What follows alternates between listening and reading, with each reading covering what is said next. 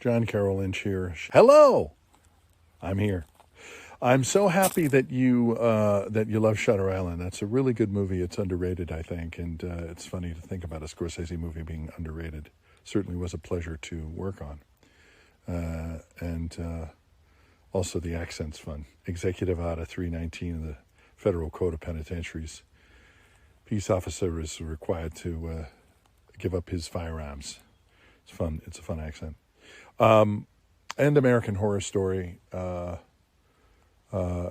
been a big part of my life and a big part of my work, and it's been a joy to be on that show for a lot of different reasons.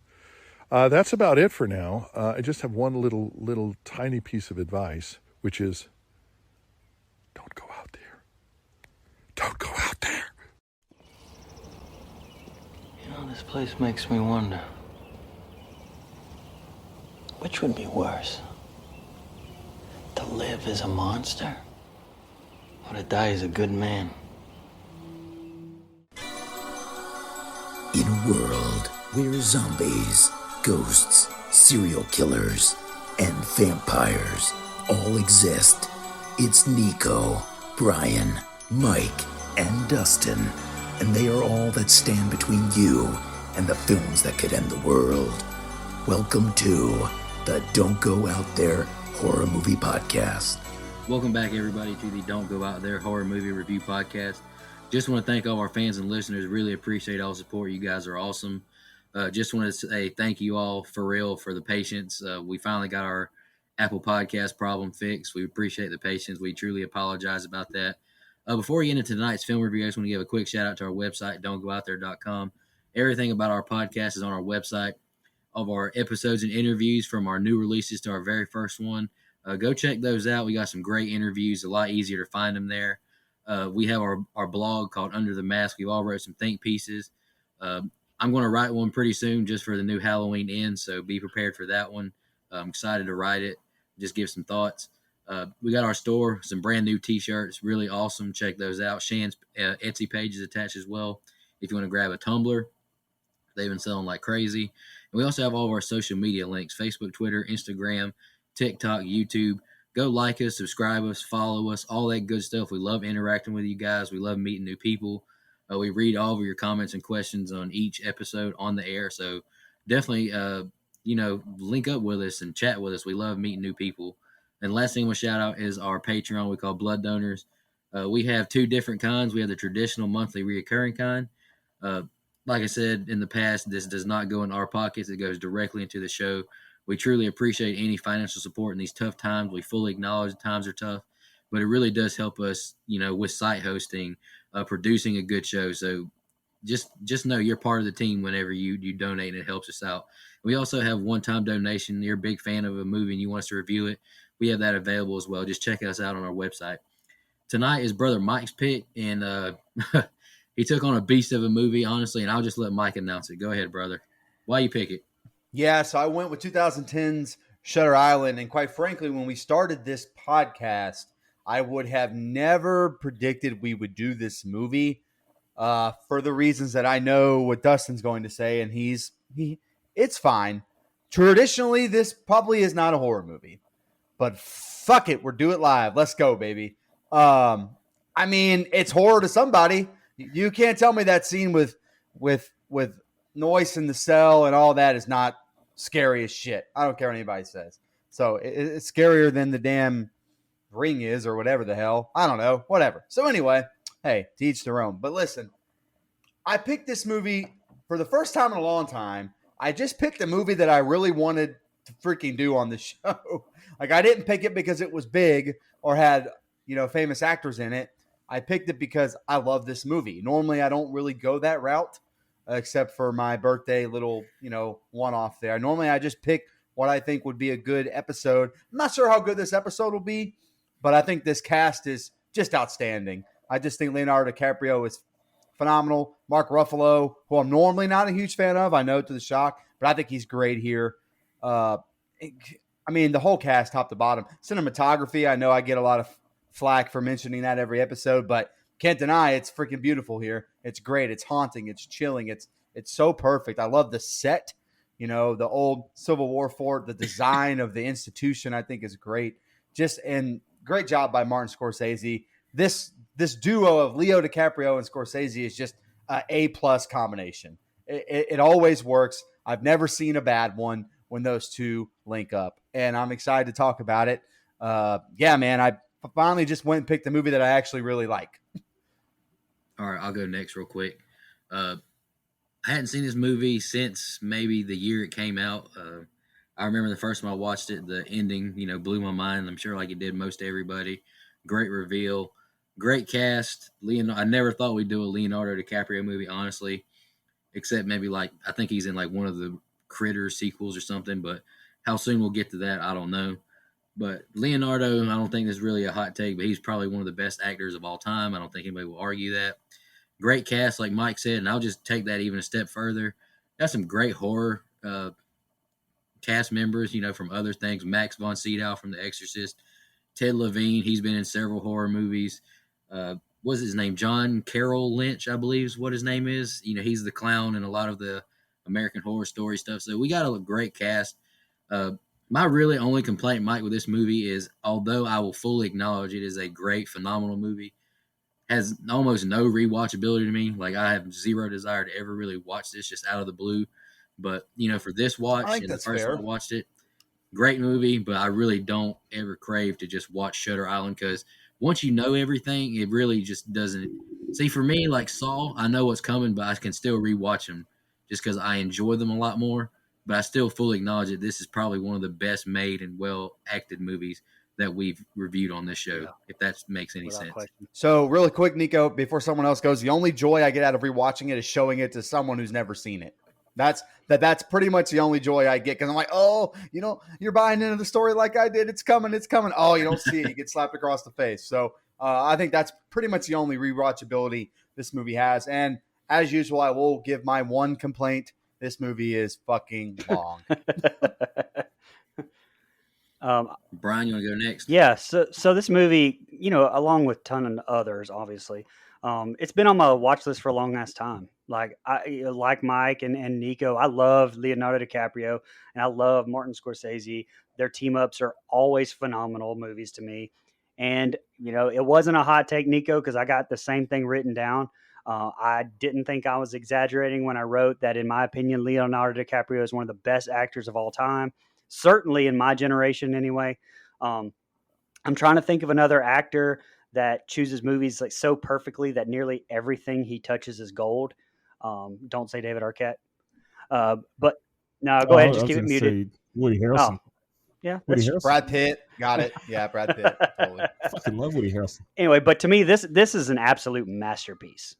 Again, I'm not exaggerating when I say Leo, I think, deserved an Oscar for this. He didn't get one until he's finally mauled by a fucking bear. How many years later? But to me, he deserved one for this. But also, Lita Congradi's screenplay based on Dennis Lehane's novel. The whole thing is written so damn well. There's so many layers to this story. I know we say this a lot, but this is definitely a movie that you need to watch more than once. And even then it's left to interpretation a bit at the end. Which we'll get into, but and this is funny because after Ghostbusters, Nico kind of texted the group and asked, if any of us teared up during that Egon scene in Afterlife. And I made the comment that I don't ever really cried in movies. And, Karma laughed when I said that because I do emphasize a lot with characters. But, also there's this wall that I guess for me personally where I still know it's fictional. And I can't remember a time when I cried in a movie. But then we did Shutter Island. And I'll just spoil it. And that scene with his kids broke me. I cried. Like a baby watching that scene. So yeah, this movie has got it's a damn masterpiece in my opinion. Yeah, it's a really good movie. Now, in my opinion, it's the second best Leo DiCaprio movie that came out in 2010, and that's not a knock on this movie. Inception is just that damn good. Inception is phenomenal. it's not a hot take. And you're not wrong. I agree. He's one of the best actors of all time, certainly of our generation. Him and Scorsese, between this, The Aviator, Gangs of New York, The Departed, hit. World needs plenty of bartenders. He does not miss.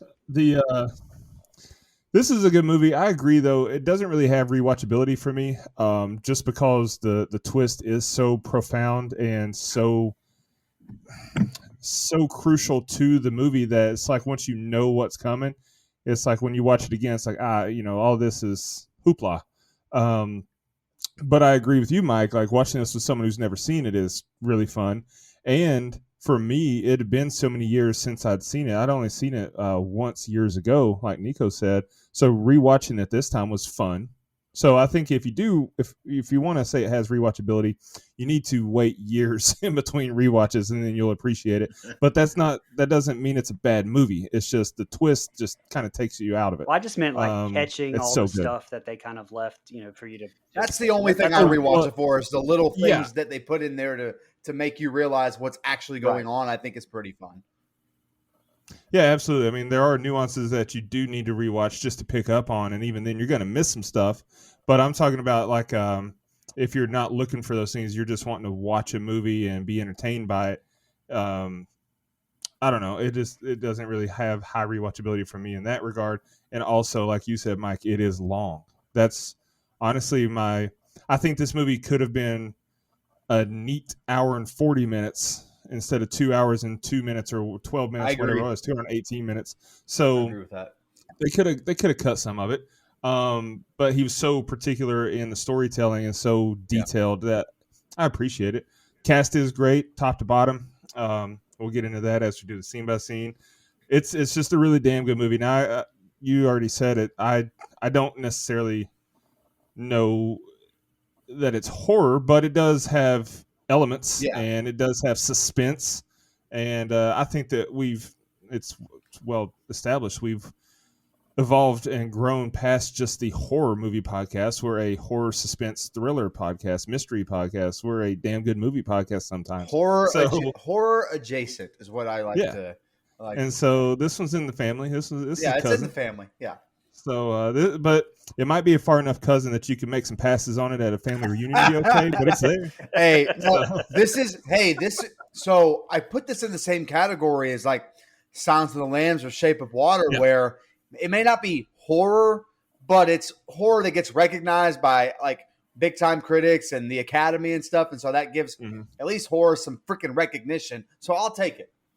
Yeah, like Shutter Island 7, Silence of the Lambs, like all those are of the same ilk, and that's not a criticism. That's just an opinion of how I categorize the movies. It's a damn good movie, and I'm glad you picked it.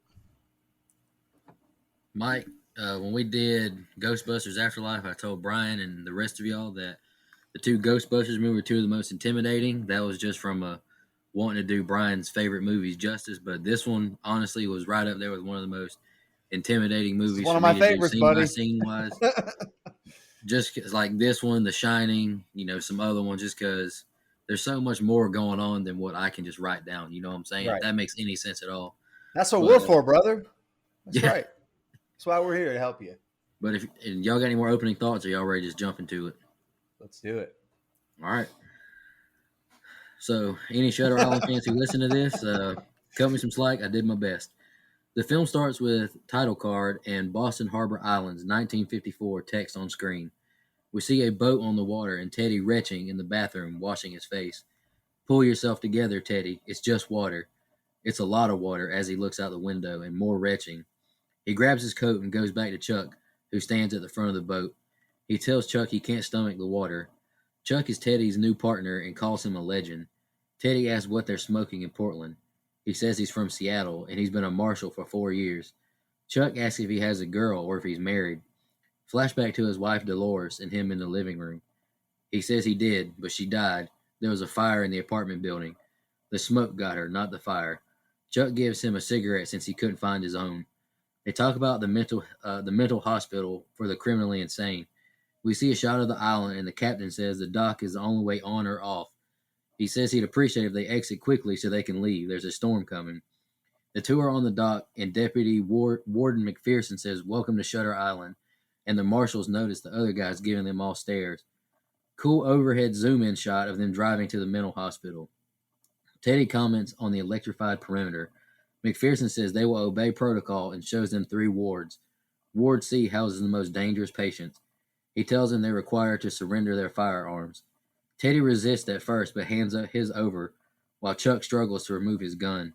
McPherson takes him to Dr. Colley. We see all these patients who give Teddy an awkward, creepy stare. They're in Dr. Colley's office now, and Teddy looks around at the odd artwork. Colley speaks on the cruel ways they used to treat their patients. Teddy now asks on this female patient, Rachel Solando. Colley says she escaped between 10 and midnight. She's considered dangerous. She murdered her 3 children by drowning them in a lake. One by one, then surrounded them around the kitchen table. She ate a meal. Colley says her husband died in Normandy. Teddy has a war flashback and asks for an aspirin. He's struggling with seasickness. Colley says Rachel thinks her kids are alive and hasn't acknowledged she's in an institution. The warden and his men have scoured the island but can't find her, and they have no clue how she escaped. Orderly Gannon takes Chuck and Teddy to her room and they check it out. Chuck asks how many pairs of shoes they're allowed, and Chuck says she couldn't have made it 10 yards in that terrain barefoot. Teddy finds a hidden note that says, "The law of 4, who is 67?" Colley says that's definitely Rachel's handwriting, and Teddy asks if he thinks it's just random scribbling. Colley takes him to the card room and says somehow Rachel slipped past 7 men playing cards. Colley tells Teddy, "I'll see what I can do," to Teddy's request. He says, "You can join the deputy warden search if you'd like now." They're on the rocks, and Teddy asks if they've checked these caves. McPherson says it's impossible to get her there. Teddy now asks about the lighthouse, and the guards have already checked there. It's just a sewage treatment facility now. Teddy and Chuck are interviewing some patients, and Glenn says he didn't see anything. Glenn now confesses he might have went to the bathroom. Colley says he broke protocol. A nurse tells Teddy she was in a group therapy session. Teddy asks if anything more memorable happened, and she says no. Rachel says she was worried about the rain and hates the food. She says Dr. Sheehan was running the session. Teddy says they need to speak to him, but he's left already. Teddy asks for the phone number, but no answer. All the lines are down from the storm. Colley says he has rounds to make, but he'll be having a drink around 9 if they want to stop by. We're in Colley's home now, and Chuck comments on how nice it is. Teddy has another war flashback and says the music is Mahler, not Brahms. We now meet Dr. Nehring. He says he's surprised Teddy doesn't ask for an alcoholic drink. Nehring says men like Teddy are his specialty, men of violence. War flashback as Teddy walks up on his commander on the ground wounded. Nehring asks, "Who raised you, Marshal?" Teddy says, "Wolves." Back to the flashback, and Teddy moves the gun from the man's reach as he dies from his injuries. "Do you believe in God, Marshal?" Teddy asks if he's ever seen a death camp and continues to speak in German. Nehring says no files will be released, and Teddy yells, "Bullshit." Teddy says the investigation is over and they're taking the ferry back in the morning. They leave and drive away as Colley watches them leave. McPherson says they're bunking in the orderly quarters. Chuck asks if they're really packing it in. He's never quit anything. Nehring says no files will be released, and Teddy yells, "Bullshit." Teddy says the investigation is over and they're taking the ferry back in the morning. They leave and drive away as Colley watches them leave. McPherson says they're bunking in the orderly quarters. Chuck asks if they're really packing it in. He's never quit anything. Teddy says they're not being told the truth. He says Rachel didn't escape. She had help. Flashback now as Dolores tells Teddy she found a whole stack of liquor. "Are you ever sober anymore?" He asks if she's real, and she says no. She's still here. "Who, Rachel?" "She never left." Dolores walks to a window and asks if he remembers when we stayed in the cabin. "You can't leave. She's still here." Teddy says, "I'm not going to leave. I love you so much," as he hugs her, and we see blood come out her stomach and ash fill the room. "I won't go. You're here." "I'm not. You have to face that." But she is, and so is he. He asks who, and she says latest. "You have to let me go, Teddy." She disintegrates, and the room is on fire now, and Teddy wakes up and sees water dripping all over him. Brian, that's the opening set of scenes. What'd you think? So, just a fun fact right off the bat: the music that's playing in the opening, like Paramount logo and the credits that follow, it's actually taken from a sample of the soundtrack from The Shining. So, if that sounds familiar to anyone. Obviously, we're introduced to Chuck and Teddy. Well, right now they're Chuck and Teddy. I mean, we'll go with Leo and Mark Ruffalo, and kind of the opposite of what Mike said. I think I've said this before as well, but this may be the first time that we reviewed a movie with him in it. I don't really know why we would be talking about it other than that, but he's just so good to me in everything that he's in. This obviously being no different to me.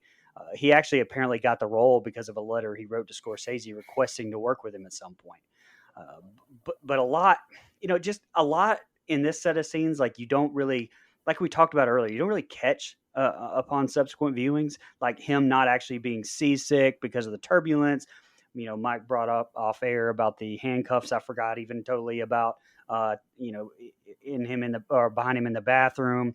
But, this whole thing, kind of being about his aversion to water, because of what we found out later, in his past and fire, which I didn't catch at all. That he never lights his own cigarette until much later when you see him kind of start to overcome these fears as he, progresses through the movie.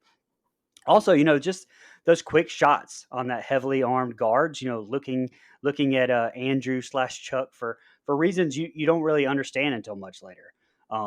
Chuck handing over the gun, but obviously Ruffalo's character not being very good with the handing over the gun either. So just there's so many like brilliant subtle things, and I know I didn't name them all, but that's just some of them. And just the last thing, there's just amazing shots throughout, especially here as they're, riding in the Jeep.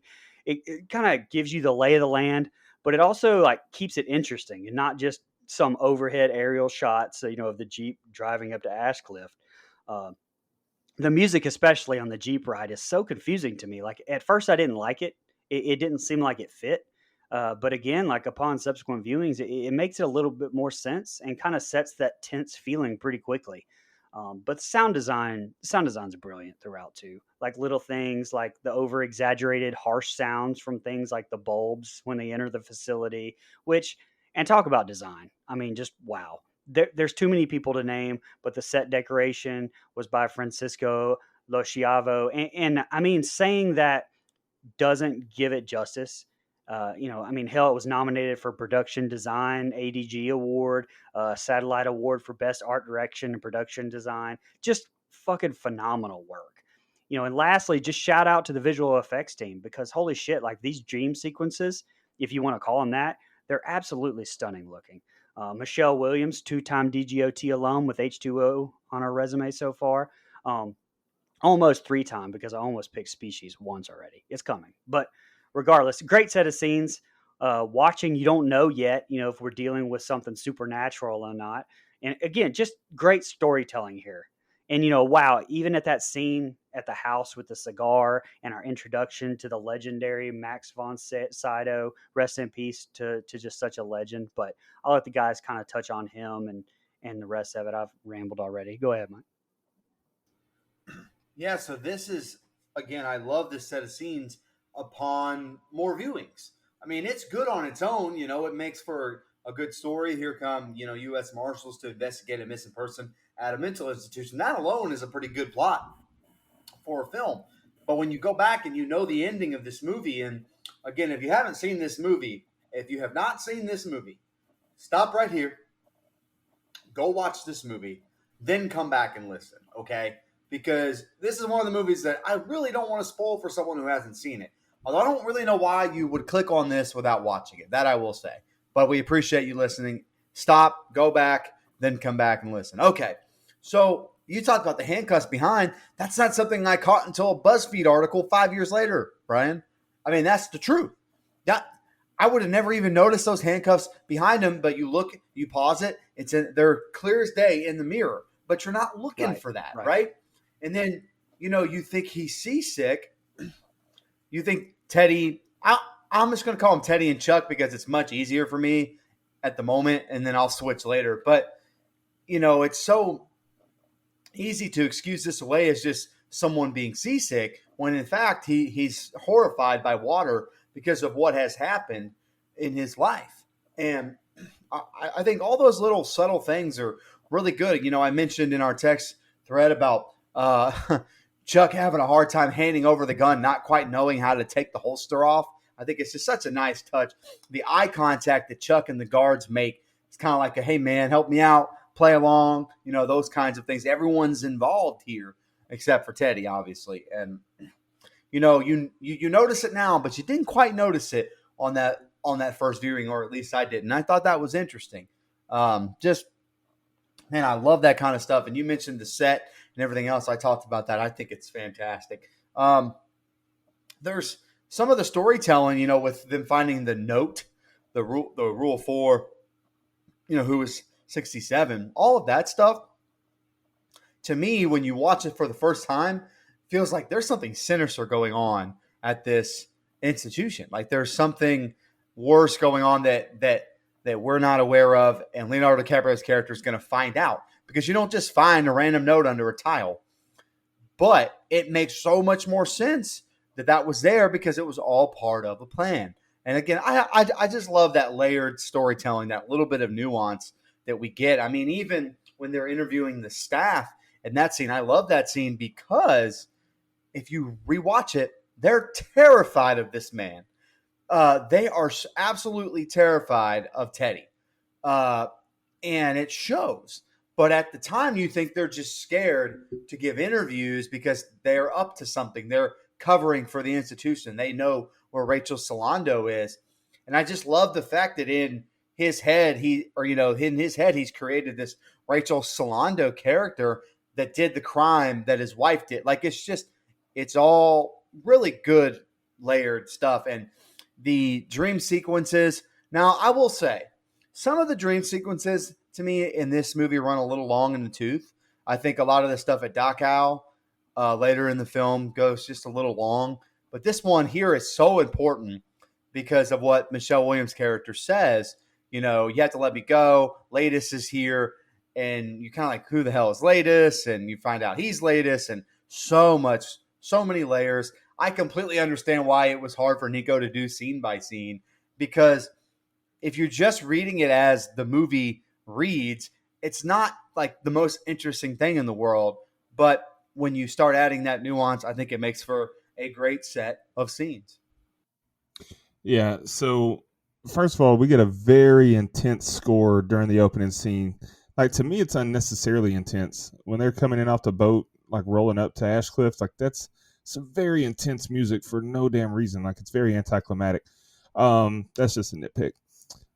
So when you watch the first watch through, you look at it and you're like just picking up on this. Oh, okay, these are good marshals. But then you watch it again, knowing what we come to find out. Man, he just kept his gun and left. Just get back on that damn ferry and leave. Like, get the fuck out of there. But I like that Ben Kingsley's in this movie.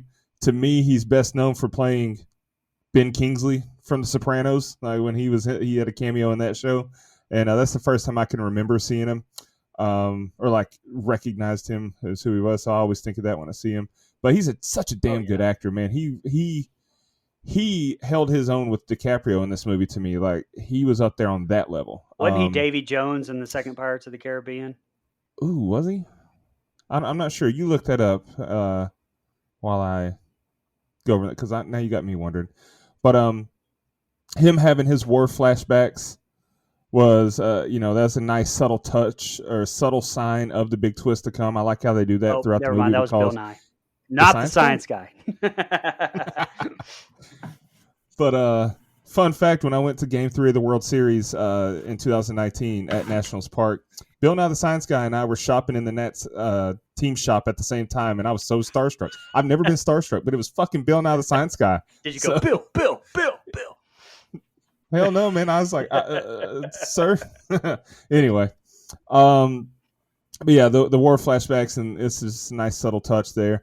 I love the line when he's like, she's in a mental institution. Seems like something you'd notice from time to time. Like, that's just pure irony, because you can see it on Crawley's face. He's like, huh? Are you sure?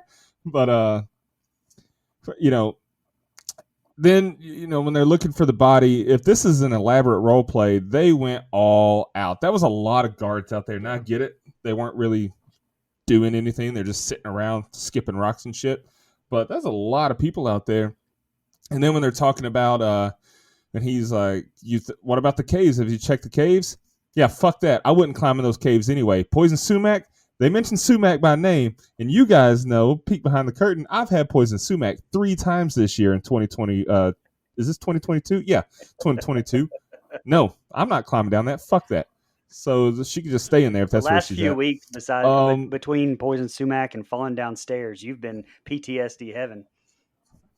Dude, that was, yeah, and it's so funny you said that, because at the end, in the end scenes of this, when he's running up the stairs in the lighthouse, I'm like, oh brother, watch your step, because you make a quick move on a step, you're fucked.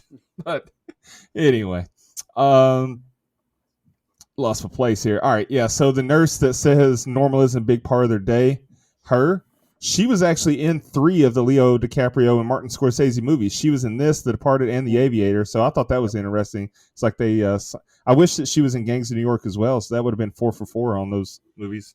But that was just an interesting note there. We get more war flashbacks. He clearly has problems like some PTSD, like he's fucked in the head. Like we can clearly see that. Just because of the subject matter of his flashbacks and dreams. And then, when we get this one, we see that he is a demented motherfucker. Like, he just sat there and watched the German soldier bleed out like that and, like, put his foot on the gun and moved it away and just looked in his eyes as he died. Like, that's some sadistic shit right there. Once you learn the twist and you go back and watch it, it really makes sense. Like when he's demanding the files, because the first time you watch it, he's like, I need the files. And they're like, I'm not sure we can do that. I'll submit your request. It's like, what? No, dude, he's a marshal. You have to give him. But once you know the twist, it's like, that makes sense. They don't want him to see the files. They want him to figure this out on his own. And there is no files for Rachel Solando. But I like the way that they shoot the flashbacks in the dreams.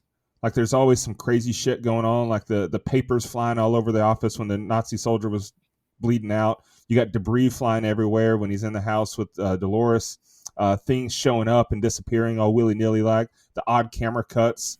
I really like the way that was shot. And honestly, it reminds me of Inception, because when he's having those quote-unquote dreams, there's subtleties like that in the way they're shot, and things aren't realistic and normal to let you know that it's a dream world. This isn't reality. And so I thought that was very interesting that both those movies came out the same year and they have similar features in that regard. But overall, it's a good opening set of scenes, man. We get some strong acting off the rip. We got a storyline that grabs your attention, and I'm in. Hey, really quick, before you go, Nico, I love, and I know we're going to get into it here in a second, but we're about to start into the storm part of this movie. And I really didn't even realize until years later that the rain is real, but the rest of the storm is in this man's head. And I did not realize that until years later. So I love this next set of scenes because of that. Oh yeah, there's so much in this movie. That's why it's intimidating. Teddy tells a doctor he needs to interview the patients in group therapy. Colleague asks if they know anything about mental health treatment. He speaks on lobotomies and new drugs. Rachel was on a combo of drugs to prevent her from violence, but her biggest obstacle to her recovery was her refusal to accept what she had done. Teddy asked why the past tense. He looked out the window and asked, "Why do you think?" as they see the storm. Teddy and Chuck are interviewing patients. Up first, Peter Breen. He says she was sweet, but loved to be naked and suck cock. Teddy says we're here to talk about Rachel Solando. Peter says she killed her kids, gassed the bitch. Teddy begins scribbling with his pencil, and it drives Peter crazy. Do you know a patient named Andrew Lattis? As Teddy snaps at him, and Peter is taken away. Next up is Bridget Kearns, and Teddy comments she seems quite normal compared to the other patients. She killed her husband with an axe. She doesn't know how the world works anymore. He asked her about Rachel. She thought she lived in the Berkshires. Her kids were alive. She says Dr. Sheehan spoke on anger. Teddy asks about him, and she says he's not hard on the eyes, and he's very nice and a good doctor. She asks for a glass of water. She grabs a notebook and writes something down. Teddy asks her now if she ever met a patient named Andrew Lattis. Her voice shakes, and she says she never heard of him and walks away. Teddy says she was coached, and Chuck asks him, "Who's Andrew Lattis?" Chuck says, "I just want to know what the hell's going on." Teddy says he requested this case specifically. He says Andrew Lattis was a maintenance man in the apartment building where they lived. He lit a match that caused the fire that killed my wife. Teddy and Chuck are walking in the rain as Chuck asks what happened to Lattis. He got away with it and disappeared. Ugly son of a bitch with a big scar on his face. Burned down a schoolhouse. Teddy thinks he's in Ward C. They make it to the graveyard, and Chuck asks if Bridget said anything while I got water. He says she wrote it and shows Chuck. Run. Chuck says they got to get indoors. The storm is getting too bad. They avoid getting hit by fallen limbs and make it inside an old building.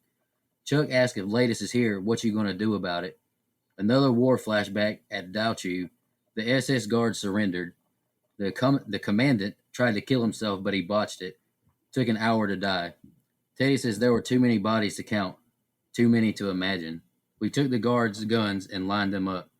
They now began to mow them down with bullets. It wasn't warfare. It was murder. I've had enough of killing. That's not why I'm here. After Latest vanished, I did some checking on Ash Cliff. No one wants to talk, and Teddy says this place is specially funded. He says he found a former patient named George Noyce. He starts seeing dragons everywhere and is in Ward C for 1 year. 2 weeks in the mainland, he walks in the bar and stabs 3 people to death. He begs a judge for the electric chair anywhere but a mental hospital. They're experimenting on people here. Chuck asks, how do you trust a crazy guy? Teddy says, I'm going to get the proof and I'm going to blow the roof off this place. Chuck says stuff ain't adding up. He says, what if they wanted you here now? Now they have you. Now they have us here. The door flings open and McPherson radios for them. Teddy says, we're getting off this goddamn island. Get dried off. Dr. Cowley wants to talk to you now. They shower and are given orderly clothes and some cigarettes. We're in a meeting now. Nayring says patients in Ward C be placed in manual restraints. If the island floods, they will drown, he's told. Teddy has a question for Cowley, and Cowley says he doesn't know who patient 67 is. None of us do. 24 in Ward C, 42 in A and B, 66 total patients. Rachel was suggesting there's a 67th patient. Rachel's been found. She's here, safe and sound. All right, Brian, this is the next set of scenes I got. What'd you think? So, like right now, I'm definitely already wrapped up in this mystery. And, this walk and talk with Leo, and look, I'm just going to call him Leo because it's 2 different names throughout this. It's confusing when you're doing this review. So he's always fucking Leo. So this walk and talk with Leo and Kylie is really a huge discussion as far as this movie goes. As Kylie is really explaining the state of the medical field at this time in history, and really is just such a backbone of the heart of the discussion of this movie. And these interviews with the patients of the group definitely play different when you know the truth as an audience member too. You notice the look on their faces when he asked them if they've ever heard of Andrew Latis. And something so brilliant was a water cup being missing from Miss Kearns' hand when she lifts it up to take a sip. Like certainly because of Leo's, mind blocking it out because of his reaction to water. One goof though, in this particular scene, I think Miss Kearns writes run, but she writes it in like the upper left page of the notebook. But when it's shown like later on, he shows the word actually it's written on the lower right hand side of the page. So I do think that was a little bit of a mess up. But now a lot of the set of scenes is just walk and talk, and you need that. But things like having it to be in the woods during a hurricane, in a tomb, all settings that like allowed this huge dialogue dump for the audience, but without making it boring or anything, in my opinion. But also, this flashback scene to this concentration camp, first of all, very emotional scene, like especially knowing that this is a historical fact. And also that the choice of having it been shown with no sound, just the voiceover of Leo talking in the soundtrack, then the bullets, very powerful. Now at around 42 minutes, and this is the last thing I'll say, when it's showing the Holocaust victims, it kind of shows a bald-headed kid against the fence. And if that's not Atticus Schaefer from the TV show The Middle, then it's his doppelganger, because he looks exactly like that kid. And I couldn't find anything on it. I went looking and spent way more time than I care to admit on it, looking for it. But it looks exactly like him. Just wanted to point that out. Go ahead, Mike. Yeah, so I love this scene where they interview patients. I think it's one of the more suspenseful scenes upon a rewatch. Upon your first viewing, it's still freaky, especially when somebody writes run on a piece of paper like that. And that scene got a lot of play in the trailer. I remember the trailer coming out. Kind of makes it seem like one of those really typical suspense thriller movies. But when you know what they're patients in here together, and she's telling him to run, I think that is, it's really just, gosh, so many layers here. But I do love, I love all of both patients they interview. Leo knowing to do the pencil thing. We don't see it at the time, but we know that he probably knows what makes this other man tick, and all of that stuff. And I'm guessing those two were willing participants in this, charade thing that they're playing along with. I think, it'd be really hard to keep character when he's doing that pencil on the pad back and forth for sure. But God, I love that scene. I think it's intense. It gives you the first glimpse, by the way, into who Teddy actually is. Even on the first watch, now I will say in this set of scenes, and I don't have a whole lot on this set of scenes, but in this set of scenes, you get two instances where I start to kind of question Teddy. Like even on the first watch, I'm like, I don't know about this guy. Because his intensity when he's with this first guy, I guess you could explain it away as him being mad about murdering someone that was innocent. But how would he? I mean, the pencil thing kind of makes it seem like he has a little bit of a tick. And then he starts talking about his conversation with George Noyce and how he used to be a patient here and how did he find all of this out? And, I appreciate Mark Ruffalo's character really feeding into his conspiracy theory brain with his, what if they were, when you were looking into them, they were looking into you. I think that's great work by him as his quote unquote doctor. I think it's fantastic. It's also good work for him as his partner. So everyone's playing their part pretty damn well here, man. Like I just love the layers. But like you said, Brian, there's a lot of walk and talk here. I will say, and we're not quite at the Rachel thing, but once you find out that Rachel is found, you know something is fishy. You don't know what it is, but it makes zero sense that she would be quote unquote found after they looked all this time. And again, I can't say how awesome it is. Like I can't say it enough that the storm part of this, so the tree falling, all the crazy winds, not being able to get on the ferry is all in his head because that's how he views water and everything going on around him. I think that's kind of, and I read this anyway, so, maybe not, but it kind of seems like the people that were playing along with this would put a tree limb somewhere or put a broken this. And by the way, the funniest thing upon rewatch, and I meant to say it in the last set of scenes, is when all the guards are on the rocks and they're bored because they're looking for Rachel, but they're not really looking for Rachel. They're just kind of chilling and sitting. That's probably the only funny part of this entire movie. But yeah, man, again, just love the story. Very invested. Wait, so, and this is legitimately me not knowing, I really didn't know that the storm part was in his head. So how do they explain all of the, like, when the hurricane comes through and all of everybody's out running around with all the trees and just everything? So let me find the source, okay? So I think it's Shutter Island Explained, thisisbarry.com. Okay. There's an article, and they talk about it in there, and I guess they interviewed someone who worked on the movie that talked about that that we're not supposed to know that, but that's the actual point in the script or in the story. So if you scroll down to, there's a section, Water and Fire, that talks about it. And there's a section, The Storm, that talks about it. So I guess if you want to look it up, it's thisisbarry.com. You can Google that with Shutter Island. I'm sure that it would come up. It's interesting. Okay. Yeah, that's interesting to me too, because like you said, Brian, I never even considered it just because we see the carnage from the storm. That anyway. I mean, I can read it quickly if you want. This is what it says. It's one little small thing. Here's the thing about the storm. There isn't one. It's just raining.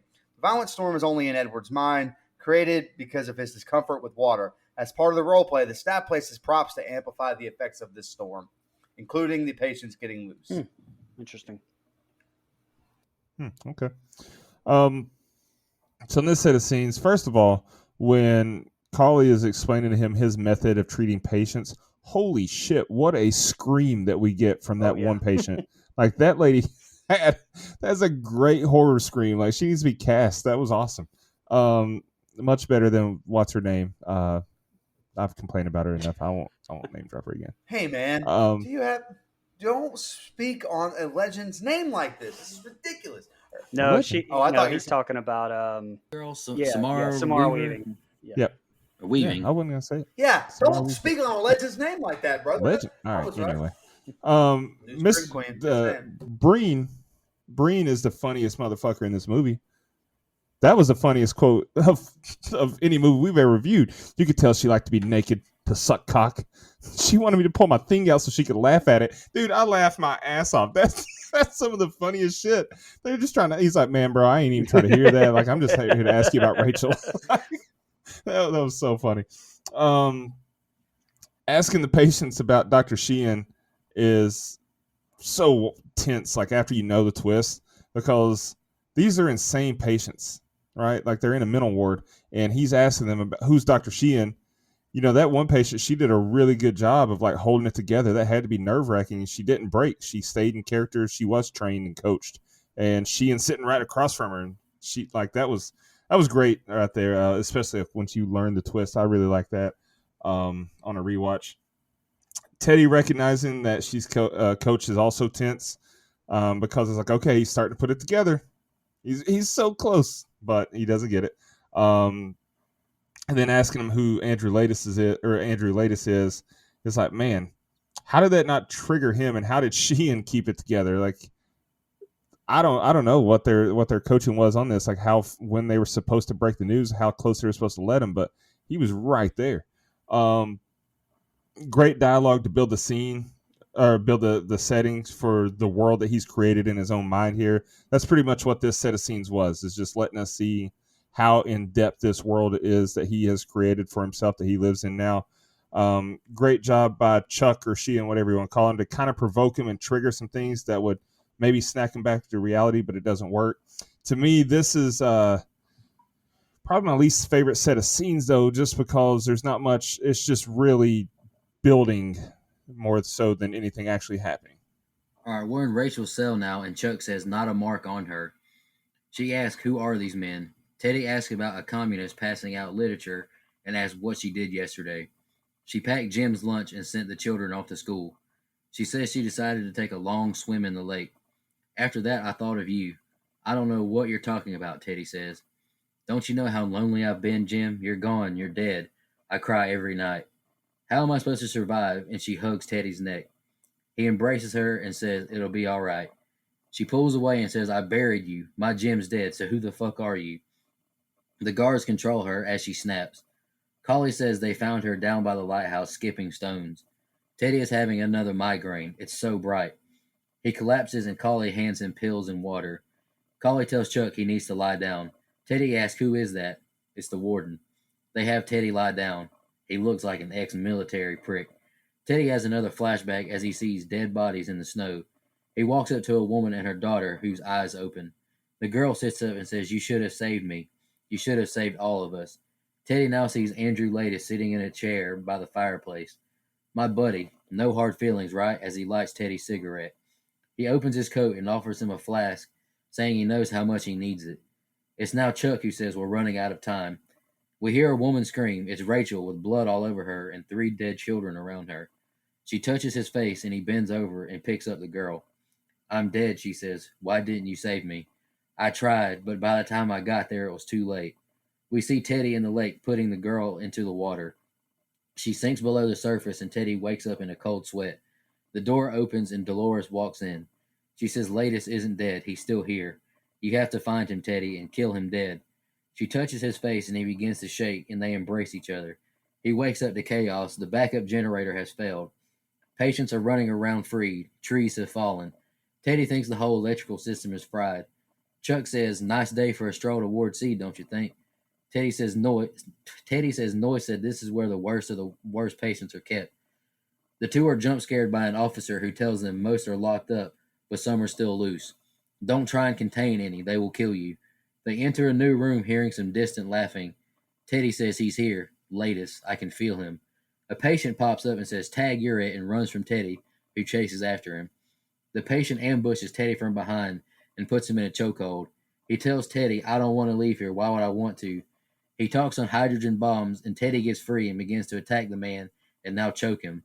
Chuck gets him off of him, and an officer says, we got to get Billings to the nurse. Teddy is alone now, and he hears someone whisper, Latis. He lights matches for light and makes it at George Noyce's cell. Don't you recognize my voice after all the lies you told me? Noyce says Teddy did this to his face. This is a game. You're not investing anything. You're a rat in a maze. Noyce asks, You've been alone much? You ever worked with this partner? They've already won if you trust him. Noyce cries and says, they're going to take me to the lighthouse and cut into my brain. You can't cut out the truth and kill Ladis at the same time. She's dead, let her go. Teddy now sees Dolores in the cell. Noyce says she's fucking with your head. She's going to kill you. Want to uncover the truth? You got to let her go. I can't, Teddy yells. Then you'll never leave this island. Noyce sits down and says he's not in this ward. If he's not in Ward A, only one place he can be, the lighthouse. God help you, he tells Teddy. Chuck says they got problems and they run out.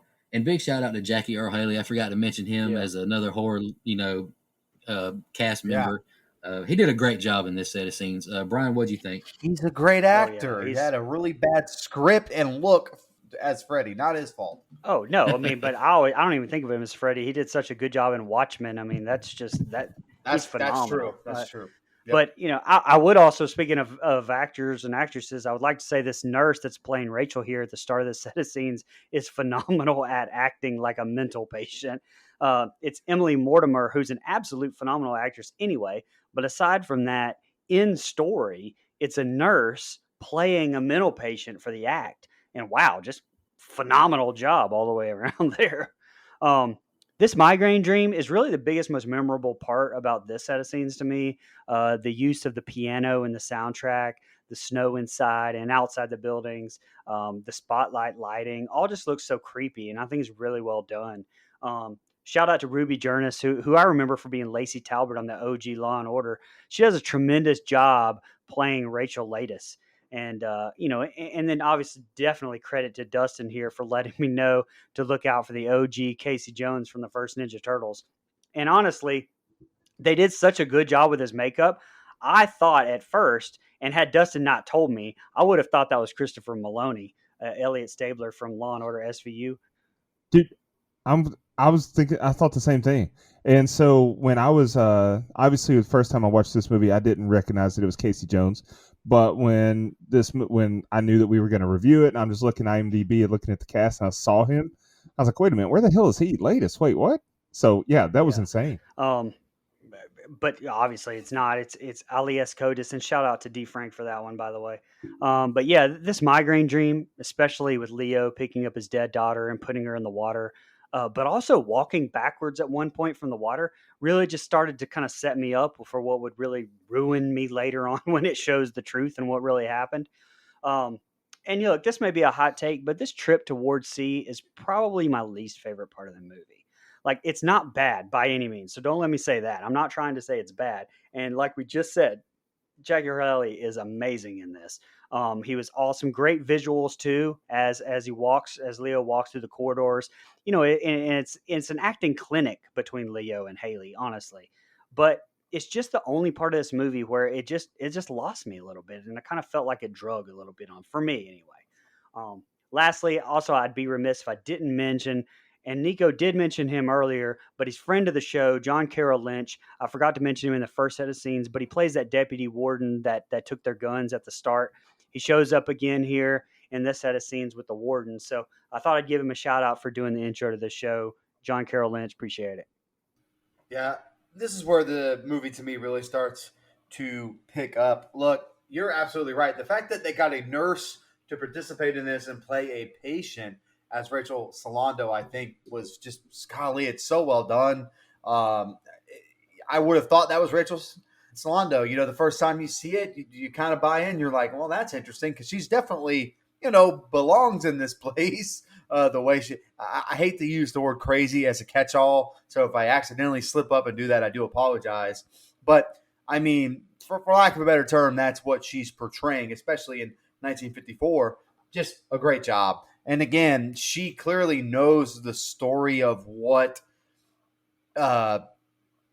Teddy's wife did and was like, and she's playing that pseudo version of her. And I think it's just a really good deal. It's almost like there's a few times when you watch it again, you can almost catch Teddy kind of recalling it in his head, but quickly snapping out of it and just like, I don't know what you're talking about. I don't know what you're talking about. Like that kind of stuff, I think is really, really good. This migraine stuff, in hindsight, it's not, again, first watch, you're like, this man's having migraines because they're making him take the medicine. He's smoking their cigarettes and all this other stuff, and really he's just going through bad withdrawals and stuff. And I think that is something upon another couple watches, you're like, wow, golly, I just love that. And this Migraine Dream, I think the shots they have in this are beautiful. The lighting being different than it is in the real world sequences, I think is really, really good. And you're right. I just love the scene when Leo carries his daughter down to the water. I think the music there is, just makes it. Like, I think it's awesome. I'm going to disagree slightly with you, but I understand what you're saying. But I love everything in this Seaboard, and partially because of the lighting. Like, I just think it's shot so well with the matching of the lighting of the matches. Now, I understand what you're saying. Like, it kind of feels removed from the rest of the movie, if that makes sense. Like, it doesn't have all the other elements and characters that the rest of the movie does. It's almost a removal from all of that. But this acting going back and forth with Jackie Earle Haley and Leonardo DiCaprio, I just think it's great, man. And you really start to question, the first time you see it, what is going on here? Because Noyce is calling him latest, and you don't know if you could just chalk that up to Noyce being kind of, cuckoo for Cocoa Puffs, or, he's kind of the one with all the conspiracy theories and how he got, he wants to know how he got back in here. And I don't really think George Noyce ever left, quite frankly. I think he's been there the whole time, filling Teddy with all these crazy ideas. I just love that scene. But I can understand that dragging for someone else a little bit. But just the acting, the lighting of those matches, just having the wherewithal to keep doing that, to get the scene, who knows how many takes they did on those. I mean, I can only imagine, because matches only stay lit for so damn long. Like, to keep having to do that with the takes, I think is great. So I really, really think this is another great set of scenes. Yeah. So he starts to break when he's asking, quote unquote, Rachel the questions. Like, he looks overcome by emotions. He looks visibly rattled. I think that was a great touch there, because you can tell something's off with him. And so when you don't know the twist, it's like, man, that's crazy, but it just makes sense later on. This is a brutal dream, or flashback, whatever you want to call it here. Very powerful imagery, especially when he wakes up and then Dolores is there with him, telling him that Latest isn't dead. Like, it really just blurs reality and fantasy with, what is really going on here. Is he crazy? And so I thought that was really well done. Meet Noyce. And like you mentioned, he's no stranger to our show, Jackie Earle Haley, and Nico's favorite rendition of Freddy Krueger. Noyce tells him and us exactly what's going on. And so when you watch it on the, your first time seeing it through, like Mike said, you're like, what the hell's going on? Is he just crazy, or what's going on? But he lays it all out for us. The movie is just so well written that we don't even pick up that he's literally giving us the entire twist right here. So it is a good set of scenes. There's some very strong acting in it. Leo acted his ass off in this set of scenes, to be honest with you. And you just really start to see him slipping, but also coming back to reality at the same time. So it's kind of a crazy catch-22 situation. Yeah, I'm glad you said that. That's what I take away from right here in this set of scenes, is you could just start to see him kind of go in between both. But when you watch it for the first time, you think, man, they're fucking with him, right? Like, they're giving him something, they're slipping him something. This stuff is working, and I love that layered storytelling. Yep. The men are back in the wilderness, and Teddy asks, what happened to you? Chuck has his intake form, but no real notes. Teddy says he'll look at it later. I'm not going to Ashcliff. I'm going to the lighthouse to find out what the fuck's going on this island. They've gone too far south, and Chuck says, we got the form. And Teddy says, I'm getting to the lighthouse. Why would you want to stop me? It's suicide, and Teddy says, sit this one out. Chuck asks him what happened in those cells. He tells him he's from Seattle again, and Teddy says, I'm going alone. He grabs Chuck, points at him, and reiterates, I'm going alone. He makes it to the lighthouse, but it isn't accessible. He makes it back and yells out for Chuck, but he's gone now. He finds a lit cigarette and looks down the cliff and sees Chuck's body being washed up on the rocks. Teddy grabs the paperwork and stuffs it in his pocket. Teddy has climbed down the rocks and yells for Chuck. Tons of mice appear, and Teddy climbs back up the rocks and into a cave. The woman asks who he is. I'm Teddy Daniels, a cop. He asks her to remove her hands from her back. She reveals a knife. I'm going to keep this if you don't mind. And he warms up by the fire. You're Rachel Solando, the real one. Did you kill your children? She says I never had children or was married. She says she was a doctor here before a patient. Once you're declared insane, everything you do is part of that insanity. He asks, what happened to you? She tells him she asks about the drugs and surgeries. She explains the lobotomies. It makes the patients much more obedient. Do you know how pain enters the body, Marshall? The brain controls pain, sleep, hunger, empathy, everything. Recreate a man so he doesn't feel love, pain. You can never take away a man's memories. He says that will take years of research. She says we tested patients on Shutter Island. You understand that they can't let you leave. She says that doesn't matter, and she asks about past traumas in his life. They'll point to that as to why you're here. She asks, how's his head? Any funny dreams? Trouble sleeping? Headaches? You haven't taken their pills, ate their food, drank their coffee. Please say you smoked your own cigarettes. She says palsy comes first. He asks about the lighthouse. Brain surgery. They learned it from the Nazis kind. He asks who knows on this island. She says everyone. Teddy is asleep and she wakes him up saying he has to go. They might find me if they're looking for you. You'll never leave here. They control the ferry. He says he got separated from a friend yesterday and she says he has no friends. He climbs back up the rocks to the mainland. We see Teddy sneaking around and a Jeep stops. It's the warden. We were wondering when you'd show up. He gets in the Jeep and Teddy says he was just looking around. Did you enjoy God's gift, the violence? He says that tree in his living room reached out to me like a divine hand. He says violence is in us. It's who we are. Warden says there's no moral order. Just can my violence conquer yours? Collie thinks you're harmless, that you can be controlled, but I don't. I've known you for centuries. Teddy is dropped off and walks back inside the ward. Collie asks him where's he been. Wandering the island. You're leaving now that Rachel has been found. All the patients are told to stop looking at Teddy. They see an unidentified man in Ward C who subdued a dangerous patient.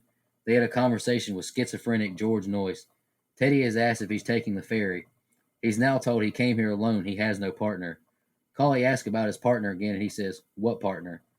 Teddy showers, and he walks into a room and grabs a tie. He sneaks down a hall and walks into Dr. Nayring.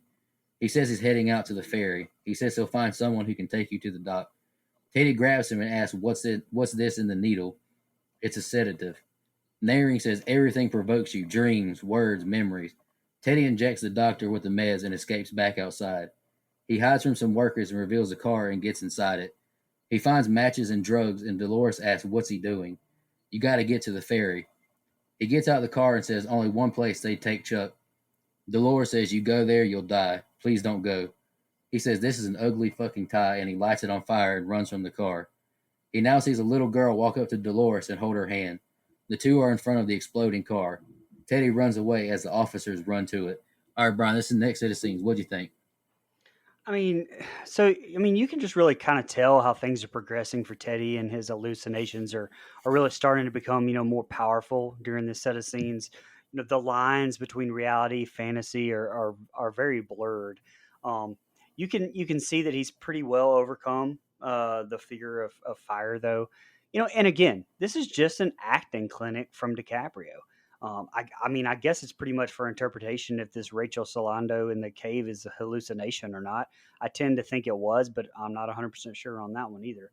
But what I am sure of is that transorbital lobotomies are fucking insane. Like, how did we as a species, even find out that's what the side effects were? Like, just the experimentation that had to happen on human beings. Just insane to me that we were there as human beings really not long ago. Like, it's crazy.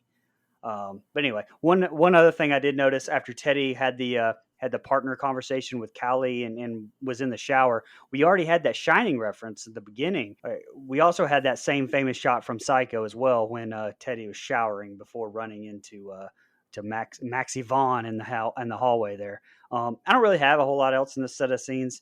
I think most of it comes in obviously the next one for me. But go ahead, Mike.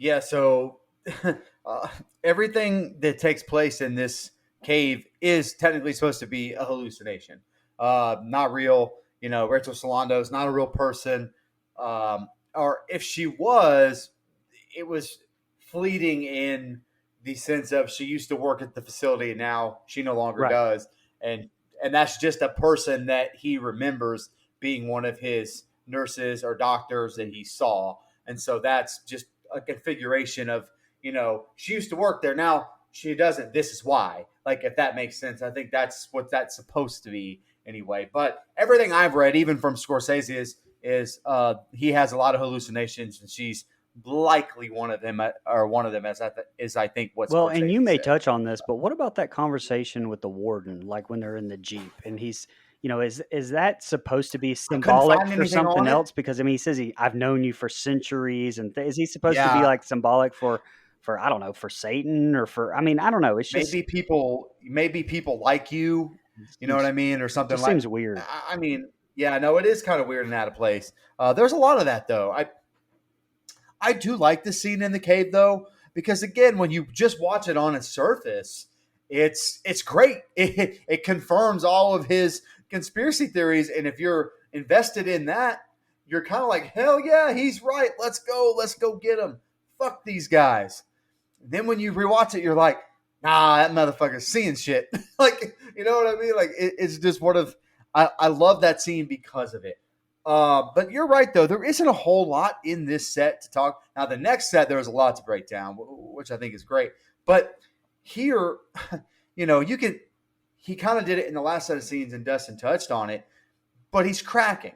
The way he kind of grabs Chuck and pushes him and says, alone, like that. Like, that's him kind of snapping into his violent tendencies that he has. And you can almost see Sheehan, Chuck, whatever, know what to do in those situations with him. Be like, okay, man, we're good. You go ahead. Got it. We're totally good. So I just, again, little things that you just don't notice the first time, but you notice now. And I think that's what makes this. And by the way, this scene has the best line in the entire film, because truth is, that's one fucking ugly tie is probably my favorite line in this whole movie. I think it's awesome. Yeah, so when Chuck's trying to give him the intake form, that was like Sheehan was trying to wrap up this little experiment. I'm glad you touched on that. Yes. Yep. They're trying to ease him back in here without ripping the Band-Aid off, and him not taking it just reinforces what Noyce said. He refuses to let it go. Like, he's so engulfed by this world that he's made up that it's like he can't go back to reality at this point. Then when he's on the side of the mountain there, the cliffs, fuck that. Like, I'm gonna die right here. Rats, nah, I'm good. Like, whether they were real rats or he was hallucinating these rats, like, I think I've told you guys this before, maybe not, but rats are like the only thing in this world that I actually am afraid of. Like, I'm not afraid of anything. I picked up a black widow in my basement one time and transported it outside. Like, picked it up by the leg, took it outside just to, be a nice person. Don't kill it. I don't give a shit. Same, Rats, brother. fuck no, dude. They started the plague. Yeah. They're the reason that the bubonic plague spread. Yeah, man. I don't fuck with rats. Nasty ass fucking. You killed me. Anyway, you dirty rat. Brian got it. And you got Leo right there too. So you got Leo, Master Splinter. Okay. You got Leo, Master Splinter, and Casey Jones in this movie. That's right. Oh my god, this is a Ninja Turtles origin story. Nerds. Actually, I'm about to say, I'm just what? kidding. I like the Ninja Turtles. Yeah, I like those live action movies. I think they're fun. So yeah, the Dr. Solando hallucination was a great touch. Like, it helped protect the twist from the viewer. Because if you start to piece things together, like, okay, maybe he is crazy, that seems so real, especially the way they shot it. Like I said, all these flashbacks and hallucinations, like, you can tell they're not real. We know Dolores is dead, so anytime we see her, that's not real. And most of the time he's dreaming anyway, or there's embers flying around because of a fire, or she's soaking wet, or, the war flashbacks, we know those are flashback because it was the war. This hallucination, or whatever you want to call it, was so realistically shot. And so I thought that was a great touch there. The whole interaction was like his mind was decoding and deciphering what's really going on, but he just can't snap out of it. We get Ted Levine, another alumni of the show, the voice of Rusty Nail from that great movie. There you go, Nico. But of course, he'll always, in my mind, be Brian Spillner's supervisor from Fast and Furious franchise. But anyway, they've been slowly and carefully trying to ease him back to reality. Saying he was alone was a great step in this. Like when he's back talking to Carly and he's saying, where's Chuck? And he's like, what are you talking about? Your partner, you were alone. But you can tell that he's actually, he's smart. He's insane, but he's smart. Right. Like he plays along. He's like, no, I didn't have a partner. I came alone. Like he just plays into it. So that was awesome. Cat and mouse there. Dr. Neri, man, that scene pissed me off. Like he was so obvious reaching into his pocket trying to grab the needle. Yeah. It's like, come on. I think he would be smoother about that, but regardless, it was fine. He's just old senile old fuck, so maybe that's why. But overall, it's a good set of scenes, and like you can tell we're going somewhere, and we're getting there in a hurry, and it's going to be awesome when it happens. The only two things I saw online, and I did it quickly last night, that makes the scene in the cave a hallucination. One is those caves don't supposedly exist. Now I know we kind of see a glimpse of them in the opening set of scenes, but I guess they're not actually caves. The only thing that I actually believe, though, because not everybody knows what the hell they're talking about, is I read that because the scene had a fire, I know he's slowly getting over the fire, but because the scene was seated around fire, it can be interpreted as not being real. That's the only, and that he was sleeping that whole time. That's the only thing that I found. Other than that, they just did a really good job of shooting it like she was there, which I think is even better, quite frankly. I think that helps the film. Yeah, and also I wanted to point out the person that played Dr. Solando, that's Patricia Clarkson. Yes, it is. She was also in The Untouchables with Kevin Costner, who was in 3,000 Miles to Graceland with David Arquette. So there you go. Out of nowhere with it. Hey, it's been a while since I've done that, so I had to. Nice. All right, guys. This next set of scenes is some good shit, so let's take it on. Teddy dives into the water and swims to the lighthouse. Teddy ambushes an officer, takes his gun, and knocks him out. He makes it inside the lighthouse and runs up the winding stairs. He checks out each room, but nothing until he kicks open the last door, and Dr. Colley is sitting there. Why are you all wet, baby? He asks Teddy. Teddy scopes the place out, and Colley says the rifle is empty, by the way, and says have a seat. He tells him to dry off before you catch a cold. Colley asks how bad he hurt the guard, and he calls Dr. Sheehan to come up. Colley says, you blew up my car. I love that car. Teddy sees Dolores and begins to shake. He says he found Dr. Solando. She told him about the neuroleptics. Colley now says, she isn't real. Your delusions are more severe than I thought. You're not on anything. He says it's withdrawal. Chlorpromazine, I think is what it was called. It's what we've been giving you for the past 24 months. You've had someone slipping me drugs the past 2 years in Boston? He says, no, you've been a patient here. He says you used to be a U.S. Marshal. He reads the paperwork and it says he denies his crimes and he doesn't face the truth of his actions. He asks for Chuck. Colley now shows a board with his name and his wife's names. They're anagrams for the people he's made up in his mind. Your crimes are terrible, so you created a story where you're not a murderer. Colley says, I've heard this fantasy for 2 years now. I wish I could just let you live in your fantasy world, but you're dangerous. Noyce called you latest, that's why you attacked him. If you can't be brought to sanity, now you'll be lobotomized. Dr. Sheehan, a.k.a. Chuck, walks in. Teddy can't believe it. What the fuck is going on here? He asks if he's working with him.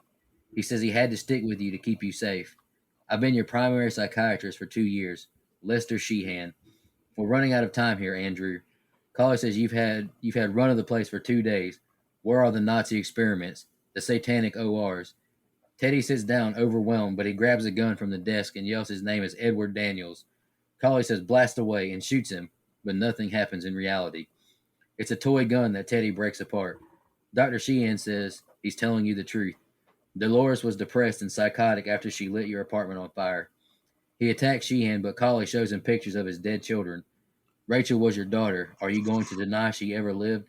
Andrew holds the pictures and soaks it in. Dolores says, I'm sorry, I told you not to come in here.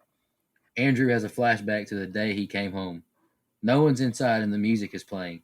He calls for Dolores and goes outside and sees her in the swing. She stands up and walks to him. He asks why she all wet. I missed you, and she kisses him. I want to go home. You are home, he says. Where are the kids? They're in school. But he says, it's Saturday, honey. There's no school today. My school is, she replies. He now sees bodies floating in the lake. Oh my God. He jumps into the water and grabs his children. Oh my God, no, he tries CPR, but to no success. He holds them all. Please, God, no, he yells out and weeps. He gets back to land and lies his children beside each other. Dolores walks up and sits in front of him.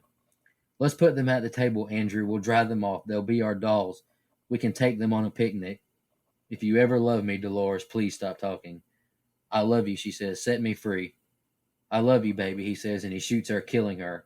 He breaks down crying as blood covers her body. And the next set of scenes is the finale. Brian, what do you think about that? Man. All right, so we get Teddy overcoming his fear of water to swim to the lighthouse, and the anagram thing I thought was really interesting. Like especially finding out that even the title of this movie, Shutter Island, is an anagram for the phrase "truth and lies." Like a lot of thought had to go into that. I was actually very impressed when I found that out. But obviously, this is the set of scenes for me. Showing that flashback, just so fucking gut wrenching to me. Like I said in my opening, it put me over the edge. Like I almost couldn't even watch it the second time for this review, even knowing what was coming. Even like it's just again the father in me and putting myself in his shoes. Like if I came home to that, what would I do? Probably the exact same thing. I mean, DiCaprio's acting as he's pulling these little babies out of the water, like this is what he deserved the Oscar for right here. I'm tearing up a little bit even just thinking about it. Those visuals are my nightmare. And, add that dinging of that piano and that soundtrack again. Just, I don't really have anything else to say. Just such a brutal scene for me personally. Yeah, man, this is a gut punch upon a gut punch, man. This is golly. The discovery of the twist. You mentioned already that he gets over his fear of water by swimming, and again, we don't really know that he has this fear of water when you first see it, like everything else I've said. But now we know, he had to get past that to even get to the lighthouse in the first place. Get in the lighthouse, and you don't really know what to expect. But as this twist starts to unfold, it just makes so much stuff in the movie make more sense. God, I think it's executed perfectly with Dr. Colley. Like the way he's explaining it very bluntly, trying to get through to him. The anagram stuff I think is really interesting. Not something I would have caught without it being explained to me. My hand being held. Again, great. And the twist that Chuck was Dr. Sheehan. It's not something I predicted when I first saw this movie. Not at all. But it makes total sense because Dr. Sheehan is on vacation. Like, come on, man. I guess I should have caught on to that, but I'm just so wrapped up in the other stuff. You almost forget that Dr. Sheehan's even anything important. But again, the acting here is great. When they're trying to get through to him, especially Mark Ruffalo. Kudos to him. I know I kind of slander him in a joking way sometimes. I don't actually hate Mark Ruffalo, but he does a great job here as he's explaining exactly what Dolores was, who she was, and what he did. I think it's great, man. Just golly, I love the acting there. And I love the acting from Leo when he realizes that his gun is a toy. I think that's great. I mean, just brutal. Then you get the flashback here to exactly what went down. And you realize, especially the first time you see it, you kind of think that Dolores is somebody we're supposed to like. Somebody we're supposed to be almost pulling for. We're sad for Leo's character because she's gone, died in an apartment fire. Come to find out, that's not at all what happened. She drowned the kids. And that is, so, like you said, Brian, just a hard scene to even almost review. It's just so well acted. It's emotional. It's a gut punch. I think it's pulled off perfectly. Man, it's tough. Yeah, so I mentioned the intense score that we get in the opening set of scenes. It's back here, but it makes so much more sense. Like, it's appropriate for this set of scenes. So I don't know I don't know why it stuck out to me so much, but it really just seemed out of place in the open. But it's perfect here. Carly saying, "Why are you all wet, baby?" Like, that should have been a huge trigger. That should have just like what he did ask him. What did you just say? He's like, you heard what I said. It's like that. I don't know. That was great touch there for him to ask that. He does a great job. He does his best of trying to just ease him back into reality. Ben Kingsley, man, to me, he's the star of this set of scenes. His acting is top notch. His delivery of his lines is masterful. His demeanor and his body language is perfect, spot on. So I can't give him enough props for this set of scenes. He starts calling him Andrew, and he doesn't even notice. Like, he's calling him Andrew, and he doesn't stop him and say, "Why are you calling me Andrew?" Such a nice touch. And so, like, that's a great touch to show that even Andrew doesn't know it, because like that is his name. So it's like his subconscious is acknowledging, yeah, that's my name, and he's not picking up on it. It's like, wait, what? So that was great. We get some great emotion here from DiCaprio. Like, you can see the pain in his eyes during this set of scenes when he starts to piece it together. Just an absolutely brutal flashback here. Like you mentioned, we see what had happened. And, that would definitely cause any man to go insane. So completely understandable. Now, I'm not saying it's understandable to kill your wife, but who knows what you do in that situation. Just very powerful and painful to have to watch and envision and imagine someone, if you have any empathy at all, like it hurts you to watch this set of scenes. And it's just great acting all around. Absolutely. And here's the ending. Dr. Sheehan asks if he can hear him. Andrew wakes up asking for Rachel. Rachel Latest, my daughter. Why are you here? Collie asks him. He says he killed his wife because she murdered our children and to let her go. Sheehan asks, who's Teddy Daniels? And he begins to tell the truth. Dolores said she had an insect inside her brain pulling the wires for fun. Why did you make them up? He can't accept Dolores killed their children. I killed them because I didn't get her help. Collie sits beside him and says his fears. They broke through once 9 months ago, but you regressed. Collie hopes they've made the breakthrough, but he has to see they've made the necessary progress. My name is Andrew Latest, and I murdered my wife in the spring of '52. Outside now, and Dr. Sheehan sits beside Andrew. He offers him a cigarette, and Andrew asks their next move. We got to get off this rock, Chuck. He says it's bad. Dr. Sheehan looks at Collie, Nayring, and the warden and shakes his head no. Don't worry, partner. They aren't going to catch us. Andrew says this place makes me wonder which is worse, to live as a monster or die as a good man. He walks away as Sheehan calls him Teddy. We see shots of the lighthouse as the screens turn black and the end credit rolls. All right, Brian, what did you think of the final part of the ending?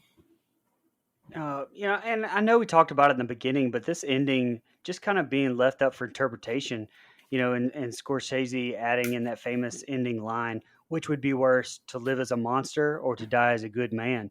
Like, that, to me, that tells me he's basically choosing suicide and never relapsed in the first place. Damn, I would too. I don't think I could go on living without my kids, so I get it. Other than that, this great ending. I'm glad they put in that line. I'm glad, like I said, they left it up kind of for interpretation. So did he really relapse or did he not? So I like it. That's definitely the way I took it. I honestly think this whole time he's known. I don't think he's been as. There's a part of me that just thinks he's played this character, and I get what they've been trying to do because he's mentally ill and all this stuff. But I think there's a small part of me that thinks that he knew the entire time and has been playing a charade to try to hide it. But he always had that at the back of his mind. And like you said, Brian, he never relapsed in the first place. I think he'd come to grips with it and just didn't want to. And if you're not going to give him an option, if you're not going to let him live his truth, to be, popular with my lingo, if you're not going to let him live his truth, then he might as well just take me. Just go ahead and take me. And I think that's exactly what we get here at the end. It's left up to interpretation, and it's got some ambiguity in it. But at the end of the day, I think that's exactly what's going on here. And I just think that's probably one of the best lines in movie history. It's repeated often. It became part of pop culture to use that line for all kinds of stuff, jokes, memes, whatever. Professional wrestling has borrowed it many times. So just, hey, it's a great way to end this great film. Yeah, so when he comes back to reality and he wakes up and he acknowledges what they've been saying is true, like it's a pretty powerful moment. I guess, Brian, I never considered that he was in his right mind the whole time. I think I had accepted that he did slip away to this alternate reality, and once he realized it, though, I think that's when he made up his mind. He's not gonna do it anymore. Right. No. Yeah. So That's exactly what I was saying. No, that's exactly what I was saying. Too. Okay. I thought I didn't mean the misheard entire movie. I just meant this scene. He didn't relapse back into it, in my opinion. I agree. Yeah. When he's sitting there and he's telling Sheehan, that quote, "Would you rather live as a monster or die as a good man?" Like, that was a great hypothetical or rhetorical question to ask Sheehan there, and it's his way of letting Sheehan know that I'm aware what this means. I can't do this anymore. And so that was just very powerful stuff there, man. And you can see when he calls him Chuck and he looks over to Crawley. Is it Crawley or Collie? I've been saying both things all review, and honestly, I don't. I believe it's Collie. Collie, yeah, Collie. Like there's cauliflower. No R. Okay, yeah. So when he looks over at Collie, like, you can see the look on Collie's eyes. He's like, "Oh shit!" Yeah. And like, even that's nonverbal acting from masterclass from Ben Kingsley. Just the dread that's in his eyes when he realizes that, okay, I know what this means. And so just a good, nice and neat bow to tie on this movie. All right, any more final thoughts, or we'll just jump into social media? We good? We're good. Let's do it. All right, let's knock out Facebook first. We don't really have any questions, just comments. Michelle Mercer commented, "I love this movie. First time I saw it, the plot twist really got me." I agree, Michelle. I think most everyone would agree with you, honestly. Yeah. And Kevin Podoff said, "Lobotomy," but say it in Wilford Brimley's voice. Oh my God. All right. I got a lobotomy. Oh, sorry. All right, let's jump over to Instagram now. Matt Sears commented, "Just great film." I think we'll all agree with you, brother. My roommate Kyra commented, or she asked, "Is there any point in the movie that y'all think he is in his right mind?" What do y'all think? Yes, I do. The end. Yeah. The very end. Well, for sure at the very end. For me. Yeah. That's not, I think there's not for slips. Sure. I mean, a lot of people really do think that he relapsed. Yeah. And I think there's actually some slips here and there in the movie where he kind of is in his right mind as well. But like, I think the scene with the fake Rachel is there's some times where I think he slips into his real self. I really do.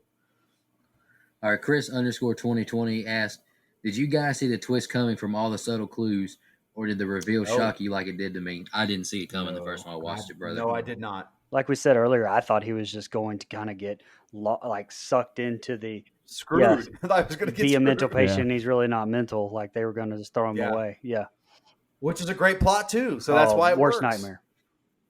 Yeah. All right, let's jump over to Twitter now. The Cool commented, "Finally, my favorite DiCaprio movie." Heck yeah, I mean, that's saying a lot because he's been in a lot of damn good ones. There's a lot of good ones. He's The only Wolf of Wall Street is so good. I mean, DiCaprio's only been in 2 bad films, guys. That's Titanic's one of them. No, it's not. Object. Stop being a. You told me you liked the movie. I have text proof. You said you liked Titanic and Pearl Harbor. I have proof. Hey, don't work yourself into a shoot, brother. I'm kidding. All right, Sean Irwin asked, "Intense movie and a depressing ending. What do you think of the fan theory that he's just Jack from Titanic?" I've never heard this theory, but if y'all have any thoughts on it, go ahead. No. No, he's not Jack from Titanic, but I will say this. I shared this with you guys earlier. It kind of ties in. Titanic, Leo DiCaprio was wet. This movie, Leo DiCaprio is wet. He's always wet. There's a comedian. His name is Michael Costa. He has this bit where he says that Leo DiCaprio is the wettest actor in Hollywood. I encourage everyone to look it up. It's pretty funny. Every movie that he's in, he's wet. Yeah. I mean, he dies in a pool in Great Gatsby. I mean, he's wetting a lot. I mean, Man in the Iron Mask, he gets wet. Like, Wolf of Wall Street. He almost dies on the water, but he will not die sober. Get the fucking lewds. What's Eating Gilbert Grape? He almost drowns in the tub. I mean, come on, brother. Inception's raining. Yeah. Randy Smith commented, great movie. More on the line of a thriller, but so well acted. P.S. If that be, Leo is a goat. I like it. All right. Lamar Lovelace commented twice. He said, finally, let's go, my guys. Now he asks us a question. He has two questions, actually. How many and which characters really exist? Both Rachel Solando's, the real Andrew Latis? We'll ask that one first. Ooh, good luck. Good luck. Because I don't think either. I don't think any of them exist. No, I don't either. I think they do. I don't know. I think they do. It goes back and forth with me. I don't think it's fully all in his head, but hey, what do I know? Like I said, I could see Dr. Solando being a previously real person that he's interacted with. But not in the cave. Well, the second one was a nurse in there. Right. I mean, I don't know. All right. No. You got anything to say, Dustin? No, wasn't that the rule for? Weren't they all anagram? Like, wasn't that explained? Like there was names that he made up. That's anagrams true. For each other. That's true. Mm-hmm. That's true. So I think they were all fictional names and characters. The face probably was Somebody like the face, the fictional Solando in the cave. Yeah. Like that probably was a nurse or a doctor that he saw, and that's how he got that face. But I think the name was just a fictional, like an anagram, just another kind of like. If you've seen the movie Split, it's just kind of another personality. Well, the first Rachel Solando is definitely real because it's just a nurse playing it, right? Right. Yeah. Right. Yes, that's a real person. I meant real in that regard, yes, but real as in her name's not Rachel. Right. The Rachel Solando persona is fake. All right, his second part of his question was, and if this was an elaborate exercise for Teddy, why did Glenn, the orderly, get so nervous when questioned? Everyone is supposed to know. What are you guys' thoughts on that? Because everyone's scared of Andrew Latis. Yeah. Everyone. Yeah. They say it at the end that he's the most violent criminal they have. And I think everyone that works there knows that, and they're scared of him. Yeah. Yep. I would agree. Plus, I think, when you're trying to keep up a ruse like this, like you don't want to slip and be the squeaky wheel. So I think it was just a high pressure situation. Exactly. Absolutely. Absolutely, guys. All right, let's jump into fun facts. Brian, Dustin, y'all want to kick us off? I just got one, and I'll get it out of the way real quick. It's just kind of I always like to see who was considered for other roles. So Robert Downey Jr. and Josh Brolin were also considered for the role of Chuck or Sheehan, whatever you want to call him. But Mark Ruffalo actually won the role after he wrote Martin Scorsese a letter telling him how badly he wanted to work with him. So that was cool. Okay, the only one I have is the only movie of the partnership between Martin Scorsese and Leonardo DiCaprio that failed to receive any Oscar nominations. Complete crime, in my opinion.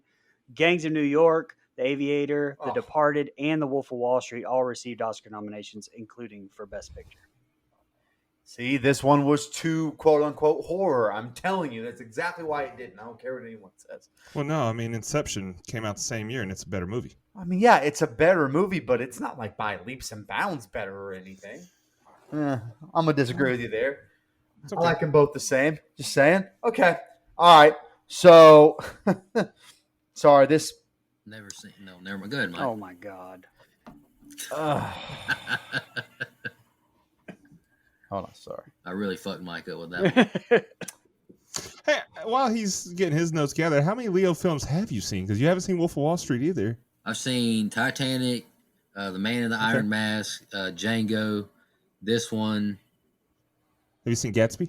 I haven't. Gangs of New York. Gangs of New York? Buddy. Which one? Gangs of New York? No. The Departed? No. Oh, watch them all. How? I'm here to tell you right now Amazing. that Leo DiCaprio has only been in two bad films. One is the J. Edgar Hoover movie that I think stinks. And then it was by his standards it stinks. I think it's okay. Movie. And I don't like The Beach. I know other people do, but I think The Beach is pretty tough. Outside of those two, they're all What's Eating Gilbert Grape? Oh, I love What's Eating Gilbert Grape. Are you kidding? You should have got an Oscar for that. Just saying. It's so funny that he got an Oscar for The Revenant because that was just a makeup Oscar. It was a makeup committee. Oscar, I think. yeah, the committee is like, man, we have dropped the ball so Exactly. many times. Here, just take your fucking trophy. And that movie's not bad. It's And by the not way, bad, but it's not. It's They saw not. the tweets going around like, when's he going to win one finally? Yeah. That movie was boring. He deserved one for The Aviator.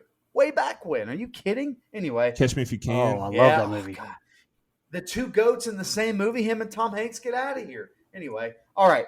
This movie was made for a whopping $80 million and ended up grossing $293 million worldwide. And Dustin sent me this fun fact, so I'll read it now. I don't know why he didn't just read the money because, you know. Well, you're the money guy. Money Mike. Only on You got the more than show. all three of us Money combined. Mike. Money Mike. Buddy, I wish I had that much. We'd meet in studio every week. Man, if I was rich, we'd sit around a table and man, it'd be awesome. Okay, Hey, anyway. Brian, You can afford a table? what's Mike's name on Paramount Plus? Money Mike. I think, yeah, I'm pretty sure that's what it is. Sorry, Nico, your mic's been breaking up all night. I can't hear you. Oh. Might want to cut that. Let the fine folks at Paramount know we're splitting an account. Oh, yeah, that's true. It's getting paid for. Just not by four people. whatever you say, separate. It's just Everything- 4 different profiles, no biggie. everything's free at 1, 2, 3. Oh All my right. God. Sorry. I'm trying to read the fun fact here. This movie, I guess we had to laugh eventually. The movie's $40.2 million opening weekend take in the U.S. marked the career best for Martin Scorsese. He went on to gross over $293 million worldwide, making it the highest grossing movie of his career. This was later surpassed by The Wolf of Wall Street, which makes sense because what a fucking awesome film. Dude, what a ride that movie is. Whew, whew. You gotta watch. Sell me this You pen. gotta watch. You gotta watch that movie, dude. I will. Oh, Yeah, Nico, if you don't watch any other thing this Yes. weekend, because Florida State plays Friday, so you ain't got football to watch Saturday. Well, you got Watch some The Wolf of football. Wall Street. I mean, there's other good football on. I got No, there's a lot of. I got Well, other there's some stuff pretty to do. stinky games we've already talked about. All right. Anyway, sorry, go ahead. All right, let's jump into our. If we want to pick kills tonight, we can. Favorite kill, least favorite kill, in the rating. Anybody who wants to go first? Hey, I want to go first. I want to be the first one. I want to lay it out on the table here. Whoa. What we talking about here, pal? Giggity? Giggity. Phrasing? We're not doing phrasing anymore. You're about to get off of the show. You can. He's lay it about to out get on off the table. something. Relax. yeah. This is a family You can show. cut that Hey, if you you want to. I'm sorry. Hey, you can lay it out Since when? The Manson family? What the fuck? the Firefly family. What the That's true. That's true. No, you can lay it out on the table like they do in the first Orphan movie. All right. Oh let's my go. god. All right. So okay. Speaking All of- right. Still All right. uncouth. I don't have a favorite and least favorite kill, but so in summary, this movie to me makes you ask questions about mental illness on a serious note, and its effects on just everything around you. Like it's not just about a quote unquote twist to me. It's about the entire story. I think that if you make it about the twist, like you severely are limiting yourself to the layers and layers and just the complexity of the rest of the story. And I'm not trying to compare the two by any means. I know it's on a completely different level, but it's like how Scream anymore to me isn't about the killer reveal. It's to me that's inconsequential anymore. It's about the story. And so is this. Like, I can't call it one of the best movies I've ever seen and not give it a 10. So that's what it gets from me, baby. And give it a 10. Damn. You weren't lying. That's It's it. on the table. I'll go next. Dustin, if you want to just so you can write down my score and all that. Yeah, go for I it. don't really have a favorite kill, but least favorite kill, I got to go with the babies, the kids killed in the Oh, lake. God, I I mean, just no one threw wants up. to see that shit. Ugh. Powerful scene though when Leo finds him in the lake. I really didn't write much because I honestly don't have anything to complain about except it's a long movie and the rewatchability is very low for me. So shout out to Leonardo DiCaprio, top 5, top 10 actor for me of all time. Great cast. Love the setting of the movie, way it's shot. It looks great. But I gave it like an 8.25 just because I just don't. I probably won't rewatch this anytime soon. Just being honest, but it's still a great movie. Okay. Yeah, I'll go ahead and go. So Mike can go next since it's his movie. We'll let him be last. But Thanks, buddy. favorite kill was the fucking Nazi because Nazis do deserve to die. And I did say Nazi like Aldo Raines. Nancy. That's right, Brad Um, Pitt. His one good role. Oh, Oh. God. Least favorite kill was the kids. That's you don't want to see that. Really good movie. Like I said, just not a lot of rewatchability. It is long as Kevin Hart's teacher's titties. Ms. Green. The cast is phenomenal. I do have issues with like score placement in the beginning that was way too intense for the lack of action that we get. I do think it could be a lot shorter. Like you could have cut out some of the. It's not necessarily filler, but they stretch it for all she's got in some areas and just kind of drag it out a little bit. So I like the movie, but it's not perfect. So I'll give it an 8.5. Okay. Mike, before you go, Mike, can I just say, Dustin, you said it great. I feel like after you've watched this movie and you know what's happening, if you rewatch it again, like all of his like interviews and stuff, kind of just get a little monotonous and too long. If that makes any sense, like you're like, all right, we already know he's not who he is. So can we just skip through all these damn interviews and all that? But go ahead, Mike. Yeah, Doesn't change the fact it's a great movie. No, and like I said, to me, I only rewatch it to just look and see if there's anything I missed. That's like, oh, okay, that's a good clue. Golly, that's layered. That's the only reason. Yeah, this movie isn't about the kills, so it was kind of hard to like even put my mind there with that. Like, I don't know. I didn't see the movie that way. If I don't have a favorite kill, but my least favorite kill is everyone else's, which is the 3 kids. That's just horrific shit. I just love the storytelling of this film. It reminds me a lot as far as entertaining me in a different way. When I think of movies that tell like a really great story, I think of, the ones that I really enjoy, like this movie, Shawshank, like movies that just tell a good story where there's maybe not like a whole lot going on, but the script is so good you can't help but invest in exactly what's going on, and there's always a little bit of a twist. I love a good twist. I really do. It's why I really like The Sixth Sense. I can't wait to cover that on this show too. Leave it in. Leave it in. Leave it in. Okay. Anyway. All right. It's a fucking pretzel. Anyway. I was halfway zoned out, scrolling through Twitter, and I hear Twister's dick. Okay, sorry. Yeah, again, all the praise I've already given the movie.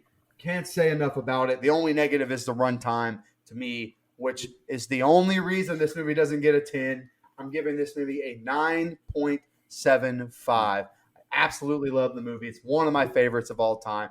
It may not be super rewatchable, but I like to go back and check on it every now and then because I think I might have missed something the last time I saw it. So I will go back and kind of check on it every now and then. So, by the way, you guys don't know this, but before I got to talk, we had to edit out a whole bunch of shalabala. So just want to let you know, you can thank super producer Brian for doing his job this episode. I think you should leave that in, Brian. Okay. Yeah, and I know I gave it a 10. Maybe I'm riding high from watching it for the first time. And by the way, I went into it completely blind. Didn't know anything about it. And, but you know what? Fuck it. Leave it in. 10. High praises from this panel for this movie. It's a great movie. We gave it a composite score 9.125. IMDb has it as an 8.2 with 1.3 million votes. So that's a lot. Hey, listen, I'm about to be all wet, baby, because I have explosive diarrhea. Let's get out of here. Jesus Christ. I don't even know what to cut. All right, let's shout out our blood donors, and I'll announce my pick next week. Camper level reoccurring are Clayton J, Nina, Michelle Mirza, Andrew Ferguson, Carrie Adams, the Horror Movie Crew podcast, Alex Seligson, Eric Doolittle, and Sean Irwin. Our camp council reoccurring are Hunter Nelson, Dennis Kennedy, Edwin Hernandez Gunn, Joe Swinford, Jennifer Davis from the Too Close to Home podcast, Heather Smith, Kyla Denise, all the way from Australia, and Adrian Aiello. Our legendary blood donor was Mike Azelson. We just did his blood donor pick last week, The Collector. Go check that out if you haven't. That was a fun review. And our final guide donors are Christian Cunningham and Matt Sears that we have film reviews to do for. Just want to say we really appreciate y'all, and it really takes a big burden off us, and we truly appreciate it. Absolutely. I'll announce my pick real quick.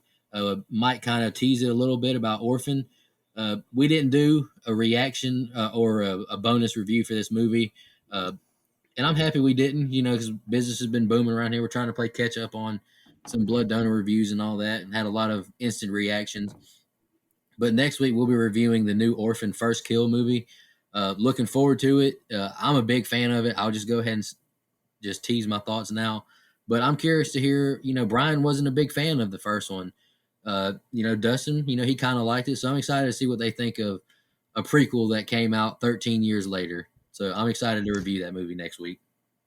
Yeah, and I haven't seen it. My biggest gripe with the first one was that they had sex in the damn kitchen where the kids can walk in. So if they do that shit in this movie, I'm gonna give it a 2. I don't remember what we cut and didn't cut out of that episode, so I'm not repeating anything I said that episode. All right, just want to thank all our fans again. Really appreciate it. Leave us a review on Apple Podcasts and Spotify. It's a great way to help us out, reach new people.